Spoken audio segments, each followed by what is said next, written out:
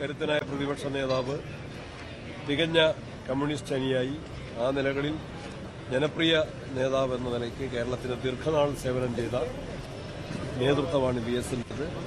അദ്ദേഹത്തിന്റെ ദേഹവിയോഗം communist Marxist party of ഇന്ത്യയ്ക്കും കേരള ജനതയ്ക്കും വലിയ നഷ്ടമാണ് ഉണ്ടായിട്ടുള്ളത്. ഒരു തൊഴിലാളി പ്രവർത്തകനായി പ്രവർത്തനം ആരംഭിച്ച് CPM സംസ്ഥാന സെക്രട്ടറിയായും LDF കൺവീനറായും പ്രതിപക്ഷ നേതാവായി ദീർഘനാളും മുഖ്യമന്ത്രിയായും എല്ലാം പ്രവർത്തിക്കാൻ VS-ന് സാധിച്ചിട്ടുണ്ട്. രാഷ്ട്രീയമായ എതിർപ്പുകൾക്ക് നിൽക്കുമ്പോഴും വ്യക്തിപരമായി എല്ലാവരുമായി നല്ല സൗഹൃദം പുലർത്താൻ അദ്ദേഹം പ്രത്യേകമായിട്ട് ശ്രമിച്ചിട്ടുണ്ട്. അദ്ദേഹത്തിന്റെ കുടുംബത്തോടും CPM നേതൃത്വത്തോടും CPM അണിയോടുമുള്ള ദുഃഖം ഞങ്ങൾ പങ്കുവയ്ക്കുന്നു. ഞാൻ വളരെ കുട്ടിക്കാലം മുതൽ അടുത്തറിയുന്ന നേതാവാണ് C. അച്യുതാനന്ദൻ. ഞങ്ങളൊരു ജില്ലക്കാർ എന്നുള്ള നിലയിൽ മാത്രമല്ല, ആലപ്പുഴയുമായി ബന്ധപ്പെട്ട എല്ലാവർക്കും അദ്ദേഹവുമായിട്ടൊരു നല്ല വൈകാരികമായ അടുപ്പമുണ്ട്. ആദ്യമായി ഞാൻ അദ്ദേഹത്തെ കാണുന്നത് ഞങ്ങളുടെ നാട്ടിലൊരു പൊതുയോഗത്തിൽ വരുമ്പോഴാണ്. ഇന്ന് കാണുന്ന VS അല്ല, നന്നായി തടിച്ച് നന്നായി ഉച്ചത്തിൽ സംസാരിക്കുന്ന ആളായിരുന്നു. അങ്ങനെ ഒരു ആലപ്പുഴക്കാരൻ എന്നുള്ള നിലയിൽ പലപ്പോഴും ഞങ്ങളോടൊക്കെ വളരെ സ്നേഹവും വാത്സല്യവും അദ്ദേഹം കാട്ടിയത്. നിലപാടുകളിൽ കാർക്കശ്യമുണ്ടായിരുന്നു, പ്രത്യയശാസ്ത്രപരമായ ഭിന്നതകൾ ഉണ്ടായിരുന്നു. എങ്കിൽ പോലും നല്ല ഒരു മനുഷ്യസ്നേഹി എന്ന നിലയിലാണ് ഞാൻ അദ്ദേഹത്തെ കാണുന്നത്. നല്ല സൗഹൃദം, കാണുമ്പോഴൊക്കെ നല്ല സൗഹൃദം അദ്ദേഹം പുലർത്തുമായിരുന്നു. കാണുമ്പോൾ നമുക്കൊരു പരുക്കനാണെന്ന് തോന്നുമെങ്കിലും അടുത്ത് പെരുമാറുമ്പോൾ അദ്ദേഹത്തിന്റെ മനഃശുദ്ധി, അദ്ദേഹത്തിന്റെ മനസ്സ് നമുക്ക് വായിച്ചെടുക്കാൻ കഴിയും.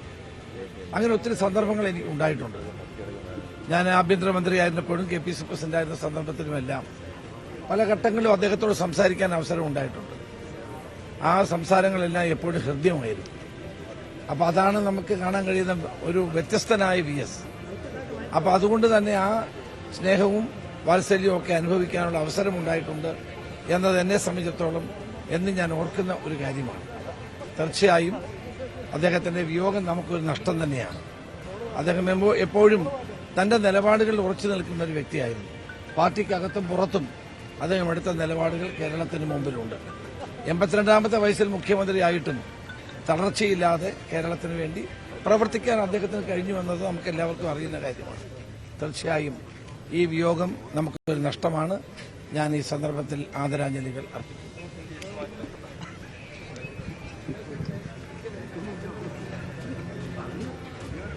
ുമായി ബന്ധപ്പെട്ട് എന്നോട് പറഞ്ഞു, ഈ ഫയൽ എന്നെ കാണിക്കുമെന്ന് ചോദിച്ചു. അന്ന് ശ്രീ പാലോട് എന്ന ഡെപ്യൂട്ടി സ്പീക്കറായിരുന്ന കാലമാണ്. ഞാൻ ആ ഫയൽ അദ്ദേഹത്തെ കൊണ്ട് കാണിച്ചു. അദ്ദേഹം ഞാൻ കൺവിൻസ് ചെയ്തു, ഞാൻ ആ നിലപാട് എന്തുകൊണ്ട് അസംബ്ലിയിൽ എടുത്തു എന്ന് ഞാൻ കൺവിൻസ് ചെയ്തത്.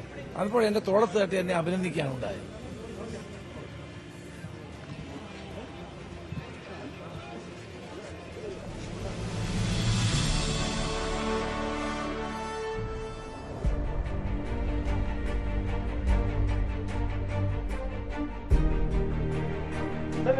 പ്രതികളെ അറസ്റ്റ് ചെയ്ത് കസ്റ്റഡിയിലെടുക്കുകയും